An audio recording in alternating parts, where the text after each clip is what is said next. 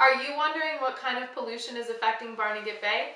In this video, we're going to use the Enviroscape to demonstrate non-point source pollution. Let's get started. Save Barnegat Bay is a non-profit, non-government organization located in Ocean County, New Jersey. You can check out the link below to find more information on our website. My name is Grace Ann Taylor, and I'm the Education and Outreach Coordinator at Save Barnegat Bay. Barnegat Bay is the largest body of water in the state of New Jersey. It goes from Bay Head, or the head of the bay, all the way down to Little Egg Harbor. It's approximately 41 miles long, and on average it's 6 feet deep. All of our rivers, creeks, and streams along the land feed our Barnegat Bay. That includes the Metedeconk River, the Toms River, the Forked River, the Cedar Creek, and many more tributaries. All of these rivers, creeks, and streams are within our watershed. A watershed is a land area that surrounds a body of water. All of these rivers, creeks, and streams drain into Barnegat Bay throughout our watershed. Non-point source pollution.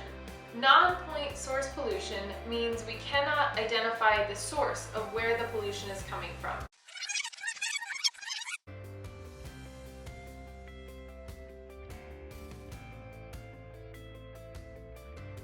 And that's where our Enviroscape model is going to come in handy. Non-point source pollution is all of the pollution that accumulates from all different sources.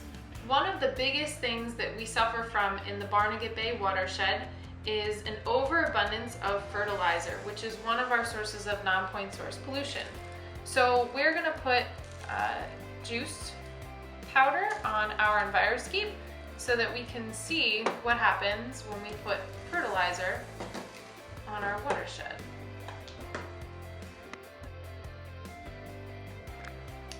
Fertilizer contains a chemical called nitrogen. Nitrogen is plant food.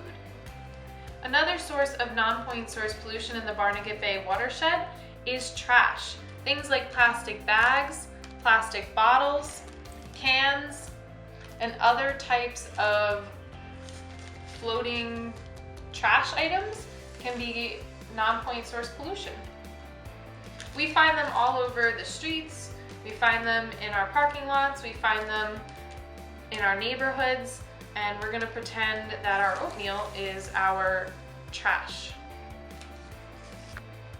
Dog waste is another source of non-point source pollution.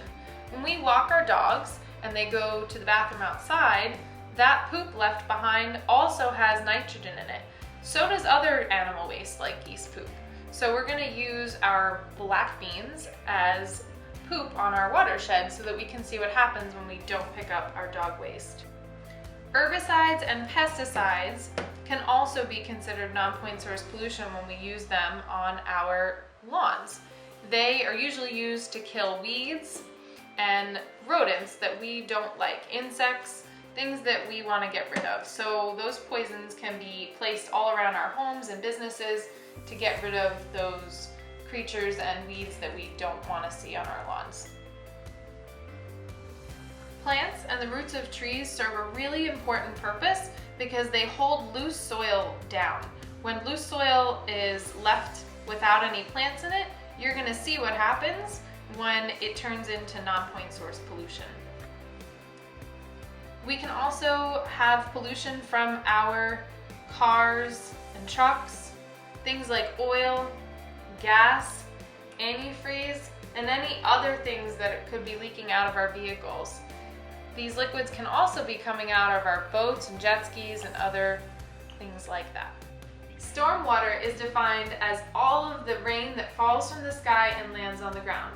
Stormwater can include both our rainstorms and our snowstorms. And the rain that falls from the sky and lands on the ground often is landing on an impervious surface. Impervious means water cannot pass through it. That includes our roads, sidewalks, roofs, and parking lots. All of these surfaces do not allow water to pass through. Instead, they create runoff, and all that stormwater runs off and carries pollution into Barnegat Bay. When stormwater rains down on our watershed, you can see that all of the non-point source pollution that we've been contributing to our watershed the whole time doesn't stay where we put it.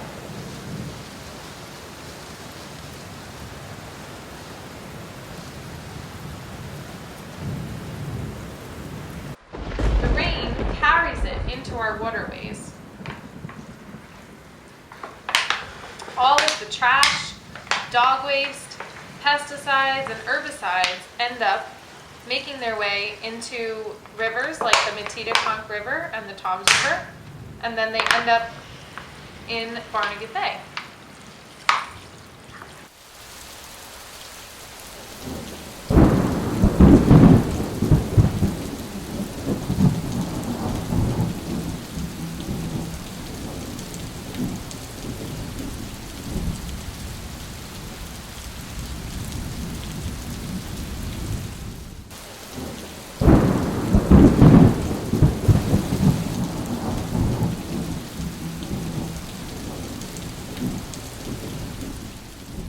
Storm drains carry stormwater into our rivers, creeks, and streams.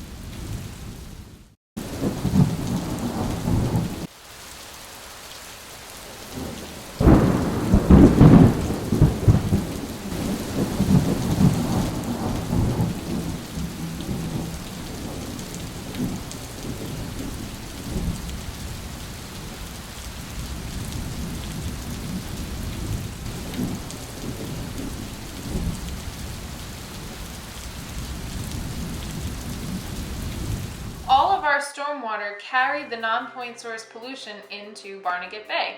That included our trash, dog waste and animal waste, our loose sediment without plants, and of course our herbicides and pesticides, fertilizers that turned all of this water a different color. So in Barnegat Bay, when all those chemicals and pollution end up there, there's usually an overabundance of nutrients, or eutrophication. That overabundance of nutrients causes an imbalance in the water, and it makes the bay uninhabitable for fish and birds. So how can we keep all of this non-point source pollution from making its way into Barnegat Bay? We can reduce our use of fertilizers, and there's a lot of different things we can do for that. We can either not use fertilizers at all and just leave the lawn completely natural, or we can use fertilizers that have slow release nitrogen. That means that it's not going to immediately dissolve in the water when the rain comes and carry it into Barnegat Bay. Another thing we can do to reduce the need for fertilizers and hold on to that sediment is plant native plants. Plants that are from the region where you live. So in our case in New Jersey, you can use a resource called jerseyyards.org by our partners at Barnegat Bay Partnership. You can find that link below, and you can find out not only the plants that live in your region, but you can also find out what nurseries are selling native plants and what they have in store.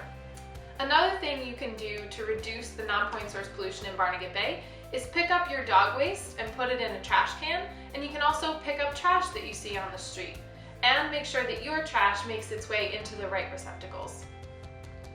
Of course, always making sure that your vehicles are well maintained and not leaking is really important to make sure that those oils and gas and antifreezes don't end up in our stormwater. You can also wash your car at a car wash because they're usually mandated to keep the water inside of their property instead of the car wash soaps and detergents ending up in our bay when you wash the car on the driveway. Another way to reduce your need for herbicides is to pull those weeds by hand or use homemade herbicides such as salt and water, vinegar. The most important thing you can do is share information with other people. Not only can you share this video, but you can also subscribe to get more videos from Save Barnegat Bay. Hit that red bell if you want to be the first to know that they're coming, or find other information on Save Barnegat Bay's website and share that on social media. Thanks for doing your part.